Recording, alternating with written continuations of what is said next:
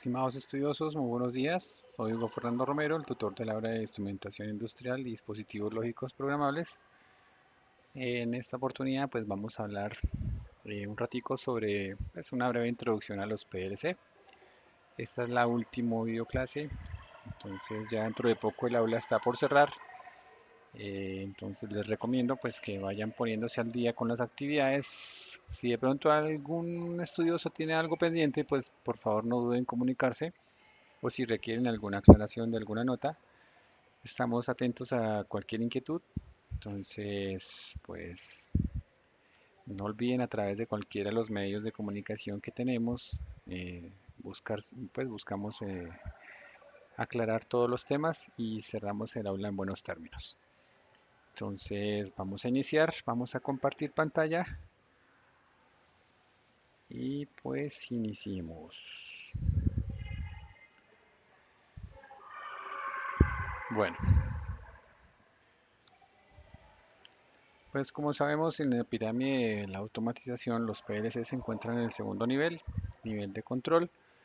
Entonces, pues a medida que vamos avanzando en el transcurso de la especialización vamos subiendo un poquito de nivel. Por ahora nos quedamos en el nivel 2, nivel de control.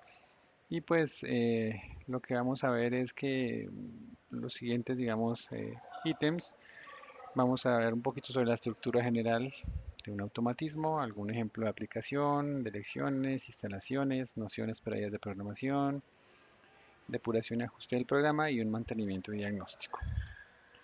Entonces, ¿qué es un automatismo? Pues un automatismo es un sistema que a partir de informaciones que recibe efectúa acciones predefinidas sobre su entorno. Estas acciones se ejecutan según un procedimiento preciso que depende de las informaciones dadas y los parámetros calculados o predefinidos.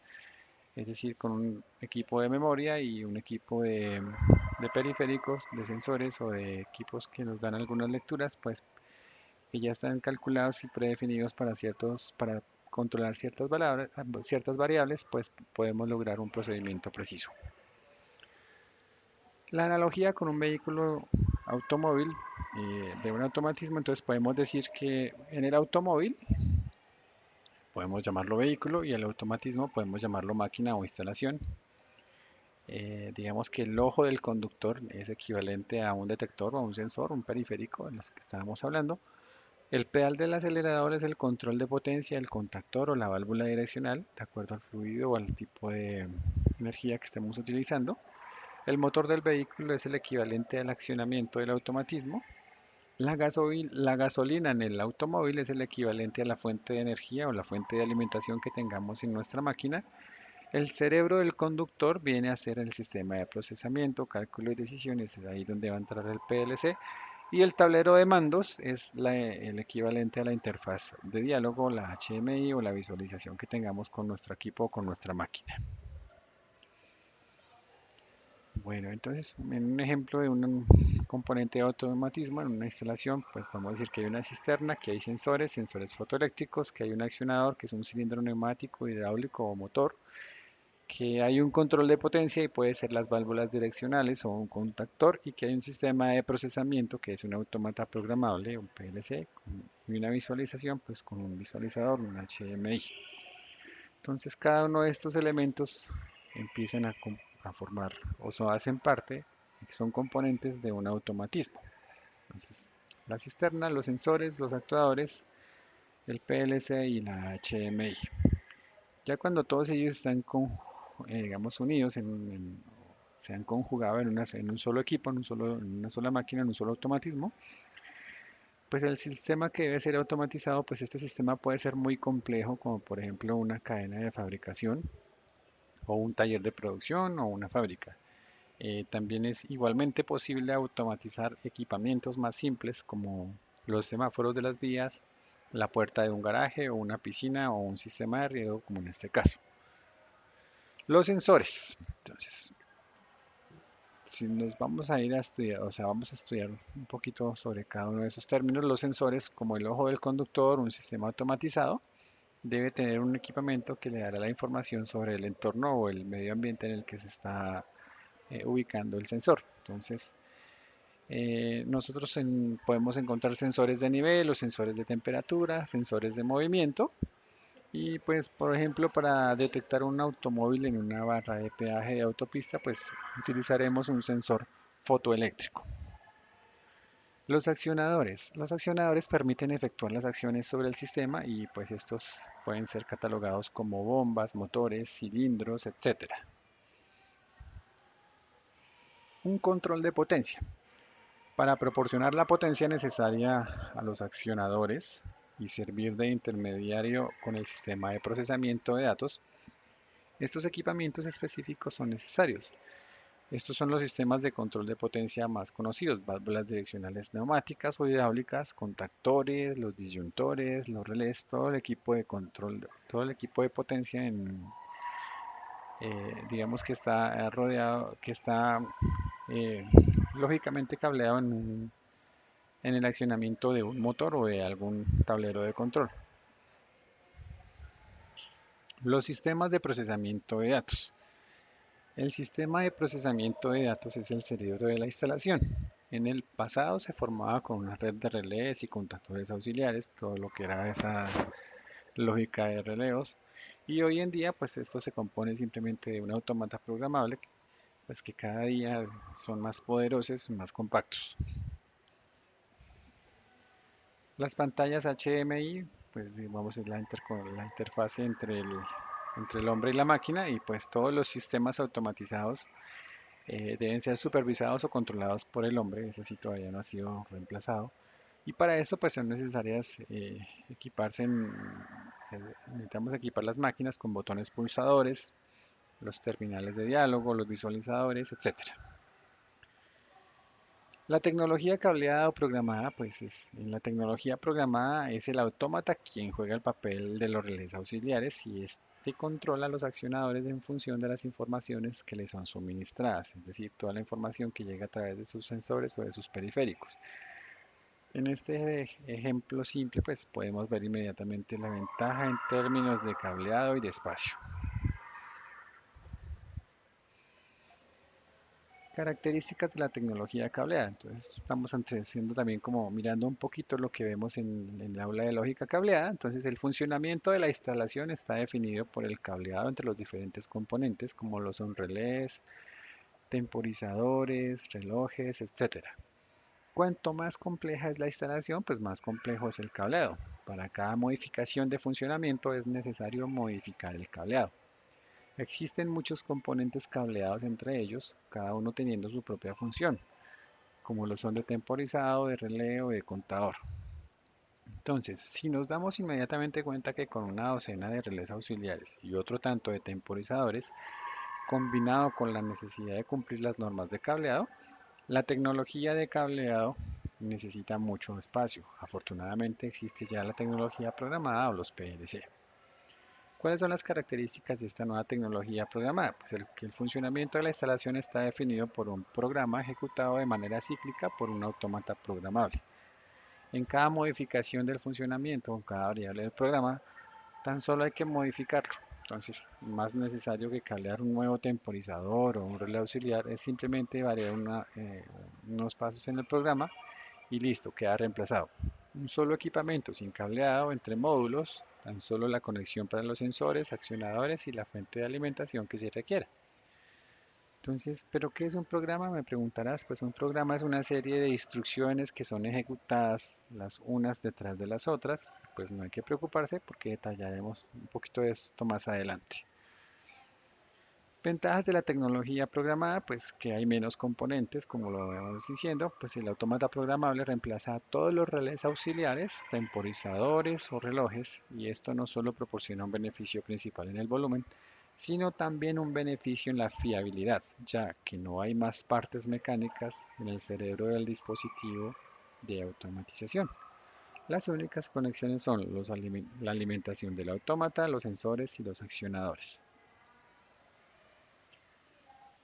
También otra ventaja es que es más flexible. El programa es una serie de instrucciones, es un paso a paso que puede ser fácilmente escrito y modificado utilizando un terminal de programación. También se puede duplicar con facilidad si necesita crear automatismos idénticos.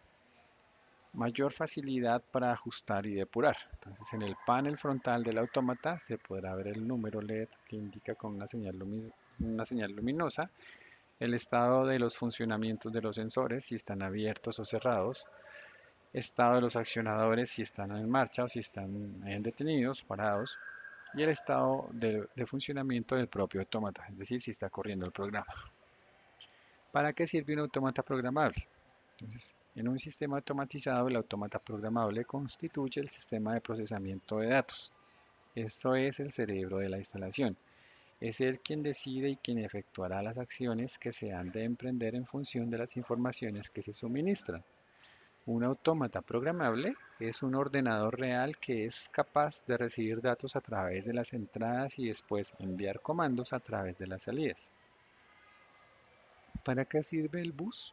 ¿O cómo nos conectamos con el autómata? Pues en las conexiones, pues ahí el bus permite la intercomunicación entre todas las partes del sistema y es la herramienta del diálogo interno del autómata. El resto de bloques se describen en las siguientes páginas. Bueno, ya entrando a estudiar lo que es el autómata, pues vamos a identificar cada una de sus partes. Entonces, primero la CPU o el procesador constituye el motor o el maestro de ceremonias de toda la fiesta del equipo, es decir, de todo el automatismo o de todo el PLC. Entonces, la CPU pues lee los valores de los sensores, ejecuta el programa con los datos contenidos en la memoria y escribe las salidas conectadas a los accionadores. Dentro de ella encontramos la memoria, que es la memoria del autómata. Contiene el programa a ejecutar, pero también los datos utilizados por este programa, que son los valores de los temporizados, de los monoestables, de los contadores, etcétera. Y la memoria es donde está almacenada toda la información contenida en el autómata. Y pues si no tenemos memoria, pues un autómata no podría funcionar. Las interfaces, hay interfaces de entrada-salida, y pues una interfaz de entrada-salida se utiliza para transferir el estado de los sensores, de todos los periféricos del autómata, pero a su vez envía los comandos para los accionadores o los actuadores, como lo son los contactores, los cilindros, etcétera. Una fuente de alimentación, pues un autómata es un equipamiento activo y en algunos autómatas la fuente de alimentación está integrada. Entonces esta fuente recibe 110 o 200 voltios eh, alternos a 60 Hz, que es la que funciona aquí en Colombia, y genera los diferentes voltajes internos necesarios para que el autómata funcione. Entonces encontramos que hay señales que entran al PLC y señales que salen. Entonces, señales que entran al PLC por la lectura de los sensores o de sus periféricos son señales de proximidad, de temperatura, de presión, de luz, interruptores, pulsadores, fines de carrera, encoders, RTDs, etc. Llegan al PLC, hay una interfaz de entradas que las lleva al procesador, a la memoria, las convierten de acuerdo al programa en unas señales de salida y van a través de la interfase a activar electroválvulas, contactores, motores, lámparas, embragues, frenos, válvulas, válvulas proporcionales y trenes de pulsos, etcétera. Bueno, ¿cuál es el módulo de comunicación? Como hemos visto anteriormente, un autómata constituye el cerebro del automatismo. Este contiene un programa que describe las acciones que se han de efectuar. Este programa que ha sido creado en tu ordenador deberá transferirse al autómata. Este es el trabajo del módulo de comunicación. Entonces es la conexión del autómata con el PC en donde hemos elaborado nuestro programa. Entonces por ahora, ¿qué debemos recordar? Que las principales partes de un autómata programable son las siguientes: procesador, memoria, interfaces de entrada-salida, la fuente de alimentación y el módulo de comunicación. Todas estas funciones se comunican entre ellas a través de un bus interno. Bueno, veamos ahora qué es un bit y qué es una palabra. Un bit, pues existen diferentes tipos de bits: bits de entrada, bits de salida y bits internos. Un bit es un emplazamiento de la memoria que puede tomar dos valores, o 0 o 1, o activo o inactivo. ¿Y qué es una palabra? Una palabra es un emplazamiento de la memoria que contiene un valor numérico, Una palabra corresponde a un número y puede tratarse de la preselección de un temporizador o el valor de un contador. La memoria.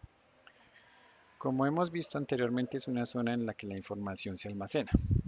Estas informaciones pueden ser datos, bits de entrada, de salida o internos, o pueden ser palabras, valores de temporizadores, de contadores, etc. Estas informaciones pueden también ser las instrucciones a efectuar. Entonces, pues se trata del programa del autómata. Recordemos que existen dos tipos de memoria, que es la de acceso aleatorio, la Random Access Memory o memoria RAM, y permite almacenar los números o valores que cambian en el tiempo. Valores de temporizador, valores de contador, etcétera. Y esta se le llama, pues, como lo hemos dicho, la memoria RAM. Cuando es el otro tipo de memoria es la de solo lectura. Entonces permite almacenar los valores inmodificables, datos de seguridad, por ejemplo, el valor de preselección de un contador, la instrucción de un programa, y esta es la que se llama la EEPROM. Em, por ejemplo, un caso o un ejemplo de almacenamiento en esta memoria es el valor de preselección de un contador o la instrucción de un programa. Ah, que me quedó repetido aquí, bueno, de razón. Bueno, las entradas-salidas. Ok, ¿qué son las entradas-salidas? Las entradas y salidas constituyen las conexiones físicas de los autómatas con el mundo exterior. Pues para ustedes son unas simples bornes de conexión cuando los vemos, pero en el seno del autómata representan un sistema que, primero, transforma una señal eléctrica en un estado lógico de 0 o 1 en el caso de las entradas y transforma en un estado lógico 0 o 1 en una señal eléctrica en el caso de las salidas, tal como lo vemos en esos diagramas. Por ahora, ¿qué debemos entonces recordar de lo que hemos visto de este segundo capítulo? Que un bit es un emplazamiento de la memoria que puede tomar dos valores, puede ser 0 o puede ser 1. Una palabra que es un emplazamiento de la memoria que contiene un valor numérico y se utiliza para almacenar una duración de un temporizador y el valor de un contador. La memoria del autómata que contiene datos o instrucciones del programa y puede ser de dos tipos, puede ser RAM que puede ser escrita o leída o la EEPROM que solo puede ser leída. Las entradas y las salidas que son conexiones físicas del autómata con el exterior y estas permiten al autómata comprender y generar señales eléctricas. ¿Qué es un ciclo autómata? Bueno, continuando con la exposición. Entonces un ciclo autómata pues tiene tres fases. La fase 1 es la fotografía del estado de sus entradas. La fase 2 pues es la ejecución del programa y la fase 3 activa o desactiva las salidas. Tan pronto como se lanza la ejecución del programa, el autómata efectúa cíclicamente tres fases. Entonces, lee y almacena el estado de los sensores, o sea, hace una lectura instantánea de las entradas, luego hace un cálculo, que es el procesamiento de las ecuaciones según el estado de los sensores, entonces hay una ejecución del programa y por último transfiere el resultado de esos cálculos a los accionadores y actualizando las salidas del PLC, que es un programa. Un programa es una serie de instrucciones ordenadas que indican al procesador las operaciones que debe efectuar. Entonces tenemos un esquema eléctrico y el ejemplo de un programa, pues lee el estado de PV1, lee el estado de PV2. Si PV1 o PV2 se cierra entonces, se enciende L, si no, pues se apaga L. ¿Qué es un lenguaje de programación? El programa que hemos visto anteriormente debe ser escrito en un lenguaje comprensible para el procesador. Es el lenguaje de programación. Existe un gran número de lenguajes adaptados al proceso a efectuar. Hay cálculos matemáticos, hay gestión, hay control, hay procesamiento, hay secuencial, etc. Un ejemplo de lenguaje de contactos. Aquí tenemos pues uno simple, las dos entradas del autómata conectadas a los botones pulsadores PV1 y PV2 controlan la lámpara L conectada a una salida del autómata. Entonces, el mismo ejemplo que vimos anteriormente, cuando alguno de los dos switches está activo, pues él se enciende. Entonces, a través de un lenguaje de contactos lo podemos hacer en un PLC. Entonces, si hay una entrada PV1 que se cierra o la entrada PV2, vamos a encontrar una señal luminosa en la salida de él. Por ahora, ¿qué debemos recordar? Entonces, que un ciclo autómata está compuesto de tres fases. La fase 1 es la fotografía y almacenamiento del estado de las entradas. La fase 2 es la ejecución del programa y la fase 3 es la actualización de las salidas. Que el programa es una serie de instrucciones ordenadas que indica al procesador las operaciones que ha de efectuar y que un lenguaje de programación es un lenguaje reconocido por él en un procesador del autómata gracias al cual son descritas las instrucciones a efectuar. Y que el lenguaje de programación que utilizaremos en este curso pues va a ser un lenguaje de contacto sencillo y este lenguaje es la imagen de un esquema eléctrico. Bueno, veamos en el siguiente módulo ejemplos de aplicaciones.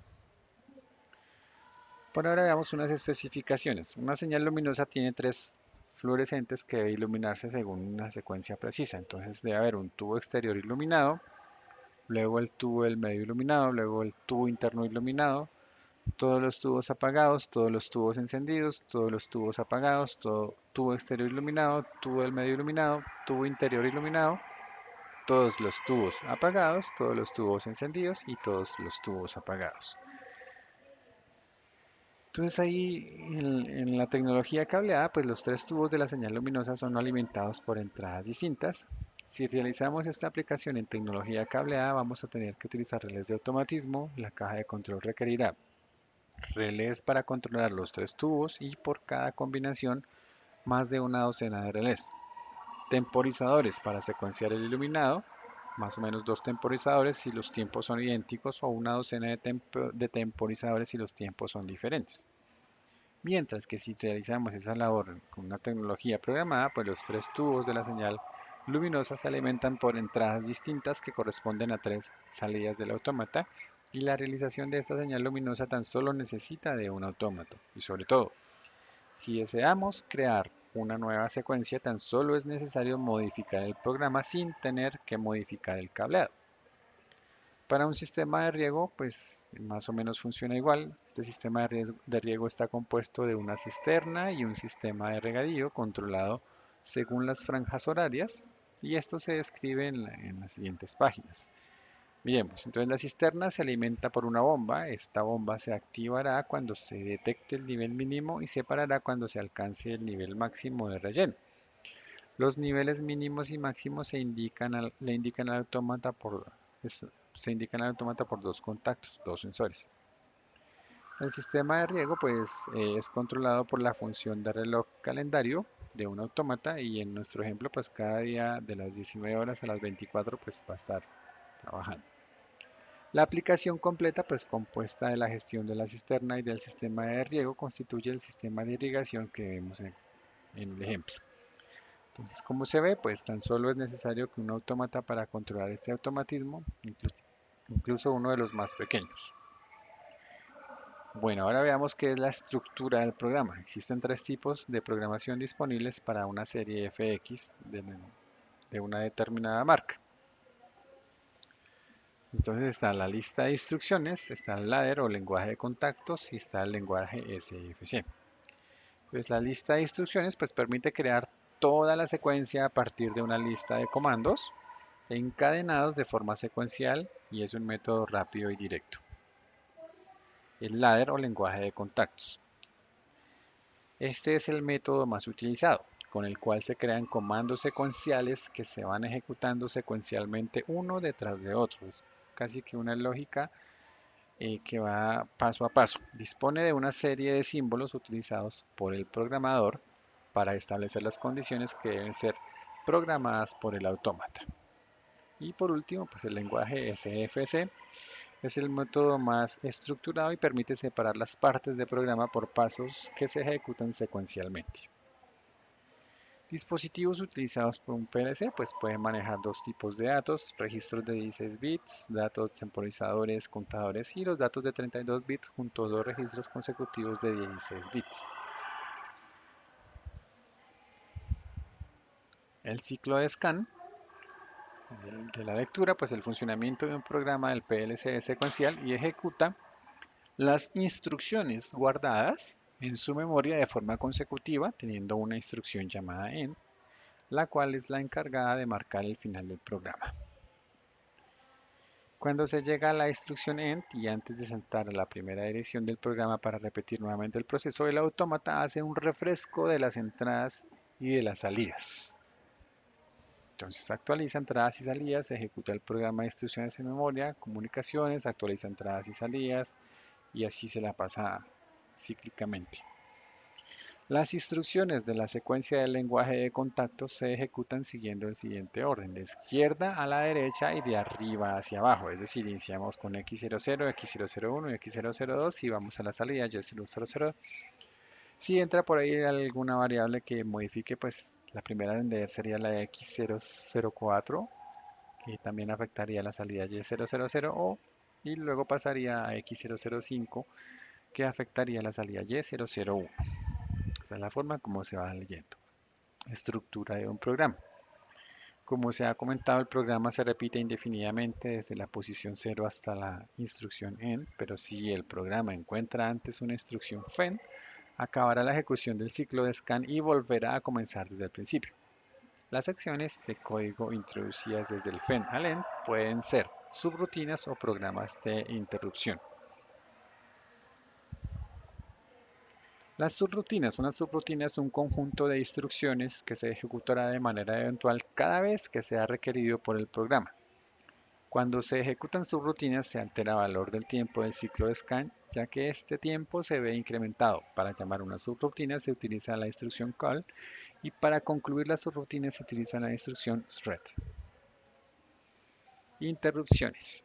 Las interrupciones son secciones del programa que deben ser ejecutadas cuando se cumple un evento especificado y se activan mediante eventos externos al autómata. La más normal es la activación de una entrada. Saltos condicionales. Las instrucciones son aquellas instrucciones que nos permiten dar saltos dentro del programa. Son CJ y MC. La primera servirá para saltar directamente a una posición de programa marcada con un puerto P y el siguiente método es la utilización de las instrucciones MC y MCR, las cuales crean una sección de programa que será saltada si no se cumplen las funciones lógicas anteriores. El mapa de memoria. En esta serie FX dispone de 4 tipos de dispositivos que almacenan información a nivel de bit, es decir, que solo tienen dos estados posibles. Recordemos, on, off o 1 y 0 respectivamente. Se identifican utilizando diferentes letras para cada tipo de variable. La letra X indica las entradas, la Y las salidas, la M los relés auxiliares y la S identifica los relés de estado. Entradas y salidas XY. El autómata utiliza la notación octal para este tipo de dispositivo. Como la notación es octal, debe tenerse en cuenta que la primera dirección posible es la X000 y la Y000. Como se ve a continuación, no existen las direcciones X008 y X009. En el octal solo existen los números del 0 al 7. En los relés auxiliares permite el almacenamiento de información digital, solo tienen dos estados y pueden ser utilizados para guardar bits de proceso de forma auxiliar o utilizar contactores y bobinas de modo interno en el autómata. Su uso es idéntico al de las entradas y las salidas del PLC, pero su notación, como el resto de dispositivos y los autómatas, es decimal. Relés de estado sólido. Este tipo de dispositivo permite el almacenamiento de información digital y sirve para guardar la información correspondiente de los bloques que se encuentran activos durante la ejecución de un programa en ejecución SFC. Dispositivos de 16 a 32 bits. Se dispone de varios tipos de dispositivos para guardar información de 16 o 32 bits de capacidad y las variables utilizadas de uso general son las de tipo D que almacenan datos genéricos.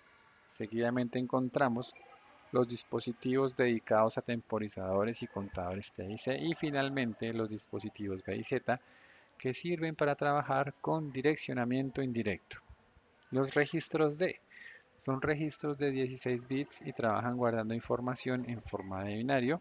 Cuando se trata de información de 32 bits hay que juntar dos registros consecutivos para poder trabajar de este modo, teniendo en cuenta que no se puede escribir sobre ninguno de ellos o se corre el peligro de perder la mitad de la información. Los temporizadores T, pues son estos dispositivos son registros de 16 bits, los cuales tienen una tarea específica asignada. Cuando son definidos en el programa, necesitan de una consigna para establecer el límite de temporización que debe contar. Estos temporizados, al igual que otros dispositivos, se tienen unos rangos no retentivos y otros retentivos. Los primeros pierden su valor de temporización cuando se desactiva el contacto que los está activando. Por lo tanto, también pierden su valor cuando se pasa del valor run a stop o se desconecta la atención del PLC, mientras que los retentivos guardan su valor en los casos anteriores.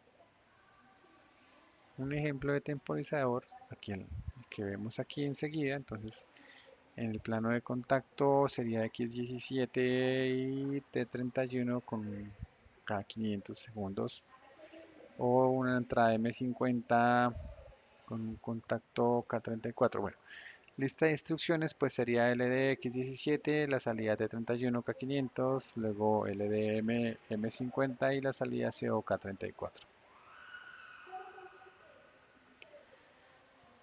También se encuentran valores nominales mediante potenciómetros. Entonces, en este ejemplo de programación arriba indicado, se activa Y sub 0 después del transcurso de T sub 1 durante un tiempo determinado por T sub 2, que es una emisión retardada de impulsos. Entonces, hay comportamientos de las señales en ciclos. Aquí son ejemplos, pero ya de retardo en la desactivación. Entonces, mientras se mantiene activada la entrada X1, por ejemplo, un interruptor de luz, se mantiene también activa la salida Y sub 0, un ventilador, pero Y sub 0 se mantiene activado a través del autoenclavamiento, incluso después de la desactivación de X1, ya que el temporizador T sub 0 aún no ha vencido y este se arranca junto con la desactivación de X1. Después de un transcurso de tiempo ajustado, en el ejemplo pues, son 300 por 0.1 segundos, sería 30 segundos, T sub 0 interrumpe el autoenclavamiento de Y sub 0 y esta es la salida que se desactivará. Ejemplo de retardo de activación y desactivación, pues mediante el autoenclavamiento con Y sub 000 a través de T1 se mantiene activa la salida durante el retardo de desactivación. Un ejemplo de reloj. Contadores E, bueno, esta es otra función. Entonces los contadores son dispositivos que tienen como finalidad almacenar cuentas de eventos. Entonces hay contadores de 16 y 32 bits. Los de 16 bits son de cuenta ascendente y no se puede modificar su comportamiento, mientras que los de 32 bits son bidireccionales y pueden ser configurados para contar en un sentido o en el otro. Hay contadores de alta velocidad y cada contador de alta velocidad está asociado directamente a unas entradas específicas del PLC, las cuales no pueden ser modificadas. En el ejemplo del lado izquierdo, pues utiliza como las entradas asociadas a cada contador, lo cual es incorrecto, mientras que en la derecha podemos ver el caso del contador C235 que utiliza para su activación el relé auxiliar del sistema M80000. En la tabla pues podemos ver cuatro ediciones que corresponden a los cuatro tipos de contadores que podemos configurar en un autómata y son los siguientes. Contadores de una fase que son sentido seleccionado por el software o contadores de una fase con start reset por hardware, sentido seleccionado por el software y contadores de dos clases, cada sentido seleccionado por entradas diferentes y finalmente encontramos contadores de dos fases en cuadratura A sub B. Registros de índice B sub Z. Estos dos tipos de dispositivos pueden ser utilizados para señalar a una dirección de memoria, por ejemplo un registro D, utilizando una dirección variable, es decir, dependiendo del valor que guarda B o Z, se puede apuntar a un dispositivo diferente cada vez que el ciclo de scan pasa por esta posición del programa. Este tipo de dispositivos también sirven para poder hacer instrucciones flexibles en las que, dependiendo del valor de registro índice, se esté trabajando con áreas de memoria diferentes. Por ejemplo, pueden ser definidas una serie de posiciones consecutivas de memoria para guardar los datos correspondientes al proceso en forma de receta. Grupos de bits, KNM, KNX, KNY. Durante la programación de un autómata pueden surgir la necesidad de trabajar con los bits de la información almacenada en registros de 16 o 32 bits. Por ejemplo, si se quiere saber qué valor tiene el bit 4 del dato de 20 o simplemente se ha de guardar el contenido de una entrada en registros de, se ha de utilizar este tipo de notación para trabajar con relés auxiliares como si fueran registros de información. Así se pueden tener instrucciones como las siguientes, las cuales nos van a permitir agrupar bits para poder ser utilizados en las instrucciones, como si de registro se tratara. El siguiente comando inc realiza un incremento de una unidad en el valor contenido en el parámetro especificado a su derecha. Los buffers de memoria, pues estos son los utilizados por la CPU del módulo especial. Cada SFM contiene su propia CPU de gestión de la tarea. Para llevar a cabo el trabajo específico del módulo, pues estos registros BFM añaden memoria al sistema. No son mapeados ocupando direcciones de memoria del autómata, por lo que cada módulo insertado al sistema añade memoria a través de los BFM al sistema. Cada SFM o módulo especial de función trabaja independientemente con las configuraciones establecidas desde la CPU de la unidad base. Para acceder a los datos de los módulos especiales, se utilizarán las instrucciones from y to, con las cuales se leerán datos desde los SFM a la CPU o desde la CPU a la SFM. Instrucciones from to. Estas dos instrucciones sirven para intercambiar información con los módulos específicos de información. Con to escribimos en los BFMs del módulo y con from la unidad base podrá leer la información. Estas instrucciones son bastante similares a la instrucción MOV, ya que sirven para mover datos con la única diferencia de que en esta ocasión se está moviendo datos a desde los BFMs. Para transmitir o recibir datos desde un módulo de función especial SFM debe ser especificada una dirección desde el cual se quiere enviar, recibir y la cantidad de datos desde esa dirección base. Para eso se dispone de 4 parámetros a especificar en las instrucciones de transferencia from to.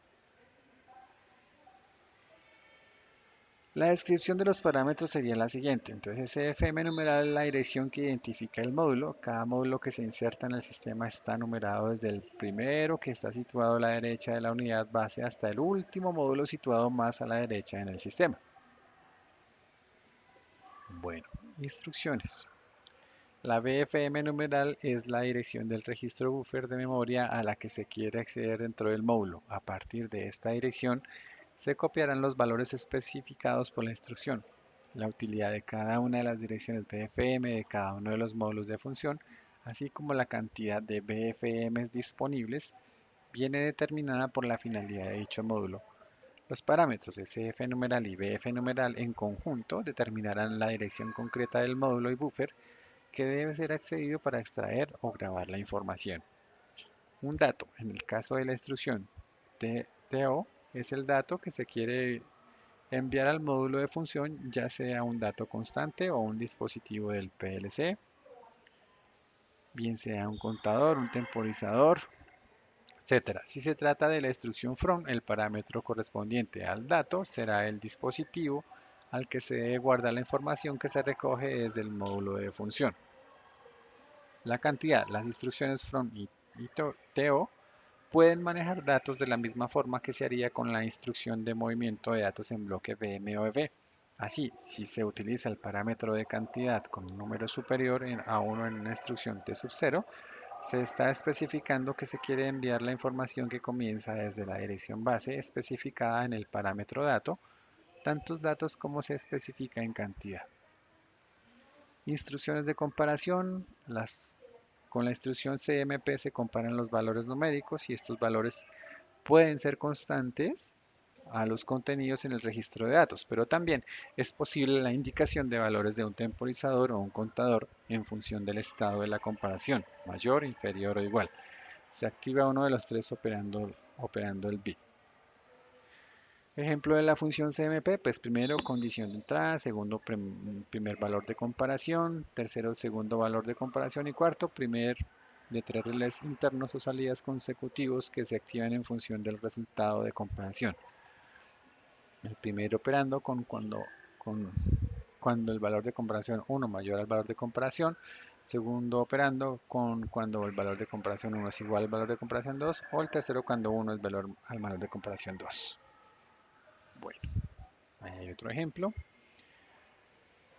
Las comparaciones dentro de enlaces lógicos, pues dentro de una instrucción CMP se indica el resultado de comparación con 3 operandos de bit, pero a veces se necesita solo enlazar una instrucción de emisión o un enlace con condición, sin necesidad de ocupar 3 operandos para esto.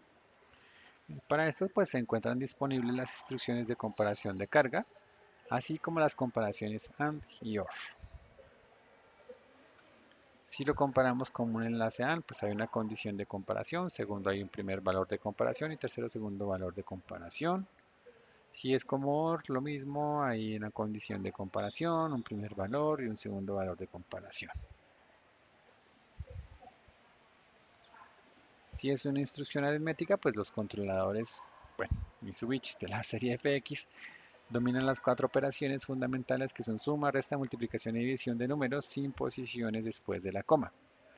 Después de una suma o una resta deben verificarse en el programa los estados de los relés especiales para determinar si la operación aritmética ha sobrepasado el rango de valores permitidos o si el resultado es cero. Entonces si es una suma, pues esto es para la marca, como lo vimos ahí, switch, con una instrucción AD-A, se suman dos valores de 16 o de 32 bits y se almacena el resultado en otro operando. Bueno, entonces en el siguiente ejemplo se suma la constante 27 al contenido de 47 y solamente una vez en el ciclo de programación en el cual conmuta el estado de señal del relé interno M47 de 0 a 1. Cuando es resta, pues para la resta de dos valores numéricos se utiliza la instrucción sub y el resultado de la resta se almacena en el tercer operando. Entonces veamos, en el siguiente ejemplo se resta el contenido de D394 solamente una vez en el ciclo de programa de contenido D50 en el cual conmuta el estado de señal de relé interno M50 de 0 a 1. Cuando es multiplicación, con la instrucción mul, multiplica los valores de 16 o 32 y almacena el resultado de un tercer rango de operando. Veamos el ejemplo. Cuando se agrega una P a la instrucción mul, mul de mul mayor de mul P, se ejecuta esta con control por flanco y la siguiente multiplicación se realiza solamente al activarse la entrada X24. Si es una división, pues para dividir dos números se encuentra disponible la instrucción div-a, ya que con esta instrucción no se puede procesar números con posiciones después de la coma. El resultado de la división se indica siempre en números enteros. Entonces, cuando se agrega nuevamente la letra P a una instrucción div, quedaría div P. Entonces se ejecuta esta con control por flanco y en el siguiente ejemplo de programa se divide el valor del contador de C12 solamente en aquel ciclo de programa por 4 en el cual se activa también la entrada X30. Combinación de funciones aritméticas. Para la solución de tareas complejas se pueden combinar instrucciones aritméticas según el tipo de cálculo. Deben preverse operandos para el almacenamiento de los resultados intermedios. Es decir, podemos combinar la adición de los contenidos de los registros de los datos de 101, de 102 y de 103 y la posterior multiplicación con el factor 4 podría realizarse, por ejemplo, del siguiente modo, como lo vemos en el diagrama. Y al final vemos que la suma de los contenidos de D101 y D102 se almacena en la memoria interna del D200. Solamente cuando la suma de los contenidos de 100 y de 101 y de 102 no sobrepasa el rango permitido, se suma también el contenido de 103. Y cuando la suma de los contenidos de D101 a D103 se encuentra en el rango permitido, se multiplica con el factor 4. El resultado del cálculo se ingresa en el D104 y D105. Bueno, módulos analógicos. Para la automatización de un proceso a menudo es necesario medir y controlar regular magnitudes análogas, tales como temperaturas, presiones o niveles. Por tanto, para registrar y generar señales analógicas se requieren módulos especiales. Por principio es posible diferenciar entre módulos analógicos de entrada, los cuales pueden registrar corrientes, tensiones o temperaturas, y módulos analógicos de salida que sirven para la entrega de corrientes o de tensiones. Los módulos analógicos de entrada, entonces estos transforman un valor analógico medido en un valor digital, el cual puede ser procesado por el PLC. Como ejemplo de valores analógicos, la figura siguiente muestra una medición de volumen de paso con un PLC marca Mitsubishi. Entonces tenemos un flojómetro con salida de corriente o de tensión. Entra una tensión de corriente al módulo de entrada analógico, hay una conversión y sale en forma digital a una unidad base. Bueno, los módulos analógicos de entradas para la medición de temperatura pues son termómetros de resistencia. Con este tipo de medición de la temperatura se mide la resistencia de un elemento de platino, la cual aumenta cuando mayor es la temperatura, o los termoelementos, y en este método de medición de la temperatura se aprovecha el hecho de que al unir diferentes metales se genera una tensión mediante temperatura. Hay diferentes tipos de termoelementos, los cuales difieren entre sí por la tensión térmica y por los rangos de temperatura registrables. Los módulos analógicos de salida. Los módulos analógicos de salida convierten un valor digital procedente del PLC en una señal analógica de corriente o de tensión con la cual es posible controlar aparatos externos como válvulas proporcionales, servomotores, actuadores eléctricos, entre otros. Criterios para la selección de módulos analógicos. Primero, la compatibilidad con el PLC.